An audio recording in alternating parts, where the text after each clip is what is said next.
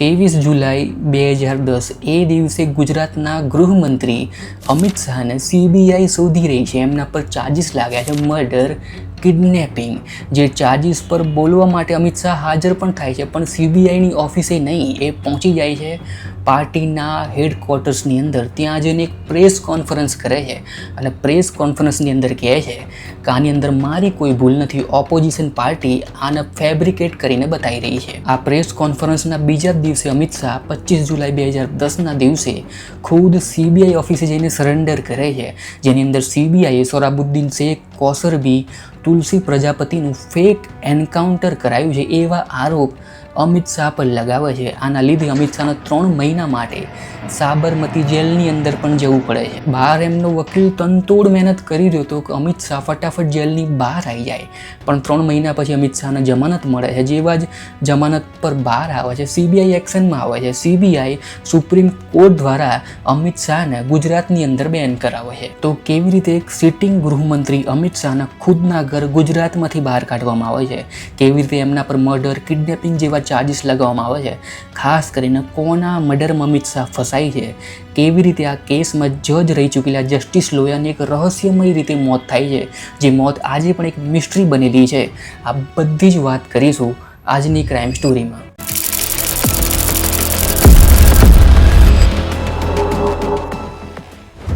જૂન 2011 અમિત શાહ એમની અમદાવાદવાળી ઓફિસની અંદર શાંતિથી બેઠા હતા. એ સમયે એમનો પી અચાનકથી આવે છે અને એમને કહે છે કે તમને મળવા માટે રાજસ્થાનથી માર્બલના વેપારીઓ આવ્યા છે. આ વાત સાંભળીને અમિત શાહ ચોંકી જાય છે કે રાજસ્થાનના માર્બલના વેપારીઓને મારું શું કામ પડ્યું. આ વાતને જાણવા માટે અમિત શાહ કહે છે કે બધા વેપારીઓને ફટાફટ ઓફિસની અંદર આવવા દો.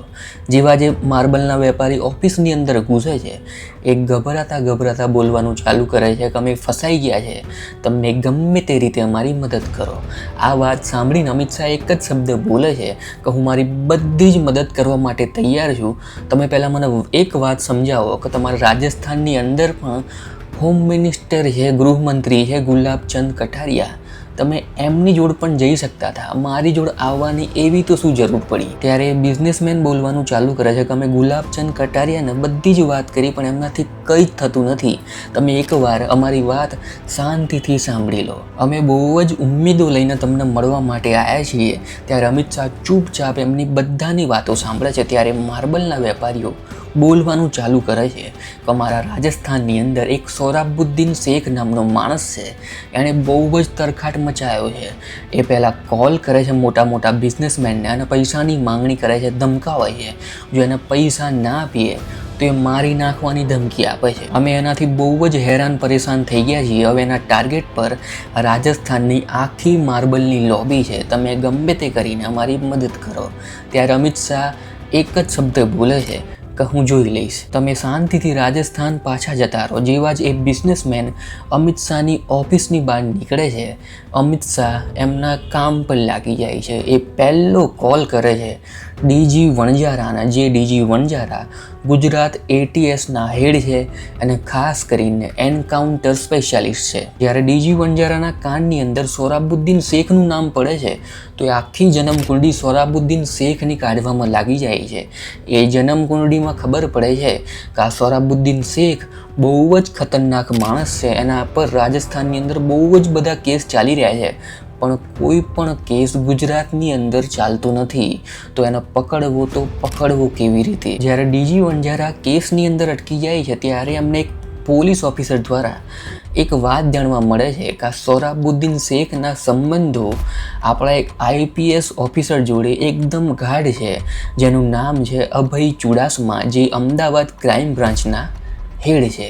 જ્યારે ડીજી વણજારાને ખબર પડે છે તો એ અભય ચુડાસમાના કોન્ટેક્ટ કરે છે અને અભય ચુડાસમા અને ડીજી વણજારા મળીને એક પ્લાન બનાવે છે. જે પ્લાનની અંદર સોરાબુદ્દીન શેખને ગુજરાત લાવવાનો હતો, એ પણ ગમે તે હાલતમાં. આ પ્લાનની અંદર ખુદ અભય ચુડાસમા એક ઝાડ બનાવે છે, જે ઝાડની અંદર સોરાબુદ્દીન શેખ ફસાઈ જાય અને ફટાફટ ગુજરાતની અંદર આવી જાય. એ ખુદ કોલ કરે છે સોરાબુદ્દીન શેખને અને કોલ કરીને કહે છે કે અમદાવાદની અંદર એક રમણભાઈ પટેલ નામના બિઝનેસમેન છે તારે એમને ધમકાવવાના છે અને એમના જોડથી પૈસા માંગવાના છે. જો કંઈ પણ થશે તો હું બેઠેલો છું, તું બિંદાસ આમની જોડથી પૈસા માંગ. સોરાબુદ્દીન શેખ રમણભાઈ પટેલને ધમકાવવાનું ચાલુ કરે છે અને તે રમણભાઈ પટેલ પૈસા આપવા માટે રેડી થઈ જાય છે અને અમદાવાદની અંદર જગ્યા પણ નક્કી થઈ જાય છે, જે જગ્યાએ પૈસાની લેવડ દેવડ થવાની હતી. અહીંયા ડીજી વણજારાનો પ્લાન, અભય ચુડાસમાનો પ્લાન એકદમ સિમ્પલ હતો કે જેવો સોરાબુદ્દીન શેખ પૈસા લેવા માટે આવશે એનું એન્કાઉન્ટર કરી નાખીશું અને લખીશું કે આ ધમકાઈને પૈસા લેતો હતો અને ભાગવાની કોશિશ કરતો હતો એટલે એનું એન્કાઉન્ટર કરવું પડ્યું. પણ અહીંયા સોરાબુદ્દીન શેખ એક ગેમ રમી જાય છે. ખુદ પૈસા લેવા માટે આવતો નથી, એના 2 માણસોને મોકલે છે, જેની અંદર તુલસી પ્રજાપતિ અને સિલ્વેસ્ટર નામનો માણસ આવે છે. એ જેવા જે બંને પૈસા લઈને પાછા જતા હોય છે, અમદાવાદ પોલીસ એ બંનેને પકડી પાડે છે અને કડક રીતે પૂછપરછ કરવાનું ચાલુ કરે છે.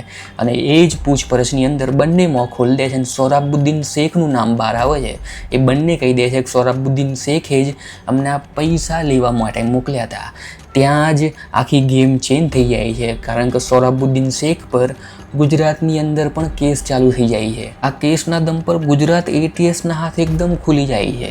એ સોરાબુદ્દીન શેખને પકડવા માટે ફરીથી એક પ્લાન બનાવે છે, જે પ્લાનની અંદર આ વખતે સોરાબુદ્દીન શેખના માણસને જ શિકાર બનાવવામાં આવે છે. તુલસી પ્રજાપતિને સમજાવવામાં આવે છે કે અમે તારા પર કોઈ કાર્યવાહી નહીં કરીએ, તને જેલની બહાર ફરવા દઈશું, તને કોઈ જ પ્રોબ્લેમ નહીં આવે, તું અમને ખાલી સોરાબુદ્દીન શેખની લોકેશન આપી દે, તને અમે જીવતો છોડી દઈશું. ત્યારે તુલસી પ્રજાપતિ માની જાય છે અને ફટાફટ રાજસ્થાન પહોંચી જાય છે. રાજસ્થાન જઈને જોવે છે તો સોરાબુદ્દીન શેખ ક્યાંય મળતો નથી, એ ગાયબ થઈ ગયો હતો. અહીંયા ધીમે ધીમે સમય વીતે છે. ડીજી વણજારા, અભય ચુડાસમા આ સોરાબુદ્દીન શેખની કોઈ જ લોકેશન કાઢી શકતા નથી.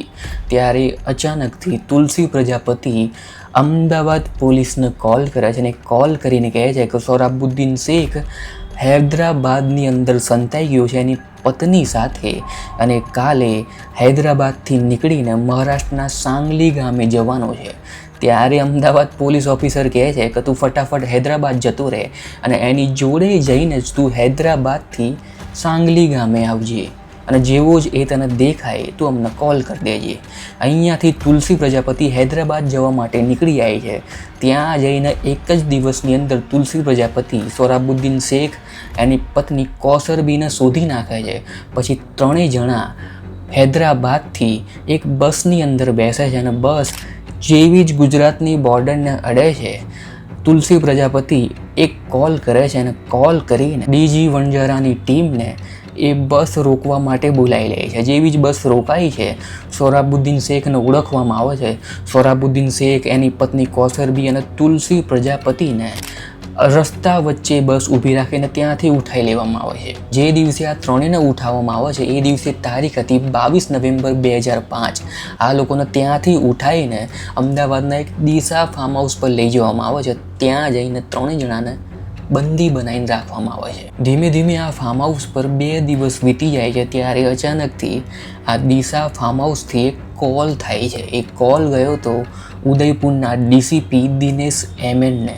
દિનેશ એમએન ફટાફટ એમની ટીમ સાથે આ દિશા ફાર્મ હાઉસ પર પહોંચે છે અને પછી એ જ દિવસે સોરાબુદ્દીન શેખને એ ફાર્મ હાઉસથી બહાર લાવવામાં આવે છે અને એક વિશાલા સર્કલ પર જઈને સોરાબુદ્દીન શેખનું એન્કાઉન્ટર કરવામાં આવે છે. ટોટલ 8 ગોળી સોરાબુદ્દીન શેખને મારવામાં આવે છે. જેમાં રાજસ્થાન પોલીસ, ગુજરાત પોલીસ એટલું આસાનીથી પણ એન્કાઉન્ટર કરતી નથી. જેવી જ ગાડી વિશાલા સર્કલ પર પહોંચે છે ત્યારે આ લોકો એક પ્લાન બનાવે છે. એક કોન્સ્ટેબલને બાઇક લઈને બોલાવે છે અને એનો ચાલુ બાઇકથી નીચે પડવાનું કહે છે. જેવો જે કોન્સ્ટેબલ પડે છે એને ખભા પર વાગે છે. પછી અચાનકથી સોરાબુદ્દીન શેખને ગાડીની અંદર બેસાડવામાં આવે છે અને પછી ગાડીની અંદરથી ધક્કો મારીને બહાર ફેંકવામાં આવે છે અને એને સેમ ખભા પર વાગે છે અને પછી એના પર 8 રાઉન્ડ ફાયર થાય છે. આખું સીન ક્રિએટ કરવા પાછળ પણ બહુ મોટું કારણ હતું કે જ્યારે એન્કાઉન્ટરની વાતો નીકળતી કે એન્કાઉન્ટર ફેક છે, ત્યારે ગુજરાત પોલીસ જોડે આવી આ મસ્ત સ્ટોરી હતી, જેની અંદર સોરાબુદ્દીન શેખે પહેલાં કોન્સ્ટેબલ પર હુમલો કર્યો અને કોન્સ્ટેબલ પર હુમલો થતાં સ્વ બચાવના લીધે એણે 8 ગોળી ફાયરિંગ સોરાબુદ્દીન શેખ પર કરી. હવે આ કેસની અંદર સોરાબુદ્દીન શેખનું એન્કાઉન્ટર થઈ ગયું હતું. હવે બચે છે એની પત્ની કૌસરબી અને તુલસી પ્રજાપતિ, જે હજુ પણ દિશા ફાર્મ હાઉસની અંદર બંદી હાલતમાં પડ્યા છે. અહીંયા રાજસ્થાન પોલીસ અને ગુજરાત પોલીસ બંને કન્ફ્યુઝ થાય છે. એ વિચારમાં પડી જાય છે કે જો એની પત્ની કૌસરબીને છોડી દઈશું તો એ કોર્ટની અંદર એનું મોં ખોલી દેશે. તો એને ખબર છે કે સોરાબુદ્દીન શેખને આપણે ખુદ ફાર્મ હાઉસની બહાર લઈને ગયા હતા. જો એણે કોર્ટની અંદર મોં ખોલ્યું તો આપણા બધાની નોકરી જઈ શકે છે. રહી વાત તુલસી પ્રજાપતિની, તો એને પૂરેપૂરો સમજાવી દઈશું, એ એનું મોં કોઈ પણ જગ્યાએ નહીં ખોલે. ત્યારે આ લોકો આ ડરની અંદર કૌસરબીને મારવાનો પ્લાન બનાવે છે. જે પ્લાનની અંદર કૌસરબીને દિશા ફાર્મ હાઉસમાંથી બહાર કાઢીને એને ડીજી વણજારાના ગામ તરફ લઈ જવામાં આવે છે. ત્યાં જઈને કૌસરબીને જીવતી સળગવામાં આવે છે. હવે આ કેસની અંદર પહેલાં સોરાબુદ્દીન શેખ, કૌસરબી બંનેનું એન્કાઉન્ટર થાય છે. પછી બચે છે તુલસી પ્રજાપતિ. તુલસી પ્રજાપતિને સમજાવવામાં આવે છે કે તું સરકારી ગવાહ બની જા, તું તારું મોં ખોલતો નહીં કે અહીંયા એક્ઝેક્ટ શું થયું હતું, તો તને અમે છોડી દઈશું, તારું એન્કાઉન્ટર પણ નહીં કરીએ. આ વાત તુલસી પ્રજાપતિ માની જાય છે અને પોલીસ જોડે હાથ મિલાઈ લે છે અને ચૂપચાપ આખી મેટરની અંદરથી બહાર નીકળી જાય છે. અહીંયા આખો કેસ એકદમ શાંત પડી ગયો હતો. પણ જ્યારે કૌસરબીની ફેમિલીને આ સોરાબુદ્દીન શેખના એન્કાઉન્ટરની વાત ખબર પડી તો કૌસરબીની ફેમિલી પણ કૌસરબીને શોધવા માંડી હતી, પણ કૌસરબી ક્યાંય મળતી નથી. ધીમે ધીમે સમય વીતતા કેસ પર પ્રશ્નો ઉઠવાના ચાલુ થાય છે. જે બસની અંદરથી આ 3 જણાને ઉઠાયા હતા, એ બસના પેસેન્જરો આગળ આવીને સવાલો કરવાના ચાલુ કરે છે કે આ 3ને તો ગુજરાત ATS જ અમારા બસની અંદરથી ઉઠાયા હતા. ત્યારે અમદાવાદ પોલીસ જોડથી આ કેસ લઈને અમદાવાદ ક્રાઇમ બ્રાન્ચને સોંપવામાં આવે છે. અમદાવાદ ક્રાઇમ બ્રાન્ચ આગળની તપાસ કરવાનું ચાલુ કરે છે. ત્યારે ડીજી વણજારા, રાજસ્થાનના દિનેશ MN DCP એ ગભરાય છે, કારણ કે તુલસી પ્રજાપતિ, જેને આખી સ્ટોરી ખબર છે, એ ખુલ્લેઆમ ફરી રહ્યો છે. જો ક્રાઇમ બ્રાન્ચના હાથમાં આ તુલસી પ્રજાપતિ આવી ગયો તો એમની આખી પોલ બહાર આવી જશે. ત્યારે આ લોકો તુલસી પ્રજાપતિને રસ્તા પરથી હટાવવા માટે એક પ્લાન બનાવે છે. જે પ્લાનની અંદર તુલસી પ્રજાપતિને કોલ કરીને બનાસકાંઠાની અંદર બોલાવે છે, જે એરિયા ડીજી વણજારાના અંડર જ આવતો હતો. ત્યાં જઈને જેવો જ તુલસી પ્રજાપતિ બનાસકાંઠા પહોંચે છે, એક જગ્યાએ એનું મર્ડર કરી દેવામાં આવે છે, એનું એન્કાઉન્ટર કરી દેવામાં આવે છે. આ એન્કાઉન્ટર થયા પછી આ પોલીસ ઓફિસરો બહુ જ ખુશ થાય છે કે આ કેસની અંદર કોઈ આઈ વિટનેસ નથી, એટલે એમની ચોરી પકડાય નહીં, કોઈને હવે કાનો કાન ખબર પડે નહીં. પણ અચાનકથી આ સોરાબુદ્દીન શેખની ફેમિલી સુપ્રીમ કોર્ટ તરફ દોડે છે અને સુપ્રીમ કોર્ટ એક ડિસિઝન આપે છે કે આ કેસને CBI જોશે. જેવો જ આ કેસ CBIના હાથમાં આવે છે, CBI આ કેસમાં અમિત શાહનું નામ ઘુસેડે છે અને અમિત શાહને હાજર થવાનું કહે છે. CBI એ અમિત શાહ પર મર્ડર, કિડનેપિંગ જેવા ચાર્જીસ લગાયા હતા. એ માર્બલ વેપારીવાળી સ્ટોરી CBI એકદમ સાચી માની હતી. જ્યારે અમિત શાહને હાજર થવાનું હોય, જે દિવસે હાજર થાય છે એ દિવસે અમિત શાહ એક પ્રેસ કોન્ફરન્સ કરે છે. ત્યાં ફિલ્મી અંદાજમાં અમિત શાહ એક લાઈન બોલે છે, જે લાઈનને પહેલાં તો કોઈ સિરિયસલી લેતું નથી, પણ પછી બધા માની જાય છે. જે લાઈન હતી કે મારું ઉતરતું પાણી જોઈને ત્યાં ઘર ના બનાવી લેતા, હું સમુદ્ર છું, હું પાછો જરૂર આવીશ. આવી ફિલ્મી લાઈન બોલીને અમિત શાહ CBIની ઓફિસમાં જાય છે, ત્યાં હાજર થાય છે અને CBI એમને 3 મહિના માટે સાબરમતી જેલની અંદર ગાલી દે છે. અને ટોટલ 3 મહિના અમિત શાહ એ જેલની અંદર વિતાવે છે. 3 મહિના પછી એમનો વકીલ એમની જમાનત કરીને એમને બહાર બોલાવી લે છે. જેવા જ અમિત શાહ બહાર આવે છે, હાઈકોર્ટ એક આદેશ આપે છે કે અમિત શાહને ગુજરાતની અંદર રહેવાની કોઈ પરવાનગી નથી, એમને ગુજરાતની અંદર બેન કરવામાં આવે છે. જ્યારે કોર્ટ કહેશે ત્યારે જ અમિત શાહને ગુજરાતની અંદર આવવાનું રહેશે. અમિત શાહ એમના બધા બિસ્તરા પોટલા ભરીને દિલ્હી જવા રવાના થઈ જાય છે. અહીંયા અમિત શાહ તો 2 વર્ષ સુધી ગુજરાતની અંદર બહાર હતા, પણ અચાનકથી આવે છે 2012. એ સમયે ગુજરાતની અંદર વિધાનસભાના ઇલેક્શન આવે છે.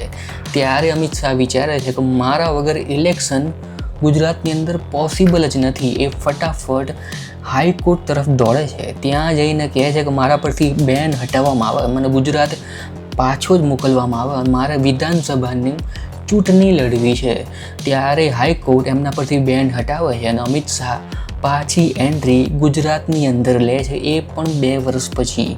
જ્યારે અમિત શાહ પાછા ગુજરાતની અંદર આવે છે ત્યારે ઓપોઝિશન પાર્ટીને બીજેપીના અમુક નેતા પણ વિચારતા હોય છે કે હવે અમિત શાહનું કરિયર એકદમ પતી ગયું છે અને કોઈ બઢાવો નહીં મળે. પણ અમિત શાહના આવા કેસથી કોઈ જ ફરક પડતો નથી. જેવું જ નારણપુરાની સીટથી અમિત શાહ વિધાનસભાની ચૂંટણી લડે છે, એ ચૂંટણીની અંદર ટોટલ ડોમિનન્સ બતાવે છે. એ ટોટલ 64,000 વોટથી આ ચૂંટણી જીતે છે. આ રિઝલ્ટથી ઓપોઝિશન એકદમ ચોંકી જાય છે કે આ એ જ નેતા છે જેના પર મર્ડર અને કિડનેપિંગના ચાર્જિસ લાગ્યા છે. એ જ નેતા 64,000 વોટ કાઢીને લાવે છે.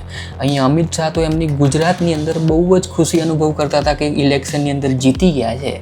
ત્યારે સુપ્રીમ કોર્ટ એક્શનમાં આવે છે. એ આદેશ આપે છે કે જેટલા પણ આ ફેક એન્કાઉન્ટર કેસની અંદર ઇન્વોલ્વ હતા, ટોટલ 35 ઓફિસર, એમને ફટાફટ કોર્ટની અંદર હાજર થવાનું રહેશે. જેવા જ આ 35 જણા કોર્ટની અંદર હાજર થાય છે, 35 જણાને સજા ફટકારવામાં આવે છે. પણ એમાં અમિત શાહ હાજર થતા નથી. ધીમે ધીમે સમય વીતે છે. સુપ્રીમ કોર્ટ એક બીજો આદેશ આપે છે કે જ્યાં સુધી આ કેસ પૂરો ના થાય ત્યાં સુધી આ કેસનો જજ બદલવામાં નહીં આવે, એકનો એક જ જજ રહેશે.